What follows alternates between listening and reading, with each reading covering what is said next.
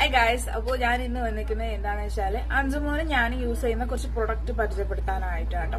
ഒരു 1 ഇയർ മുതലേ ഞാൻ യൂസ് ചെയ്ത് തുടങ്ങിയ ഒരു അപ്പോൾ ഹിമാലയന്റെ ആണ് കേട്ടോ ഞാൻ യൂസ് ചെയ്യുന്നത്. ബേബി പൗഡർ ആണ് ഹിമാലയന്റെ.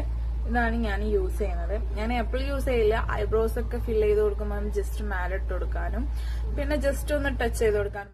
പിന്നെ അത് കഴിഞ്ഞിട്ട് ഹെയർ ഓയിൽ, ബേബീസിന്റെ ഹെയർ ഓയിൽ, അതും ഹിമാലയന്റെ തന്നെയാണ് ഞാൻ യൂസ് ചെയ്യുന്നത്.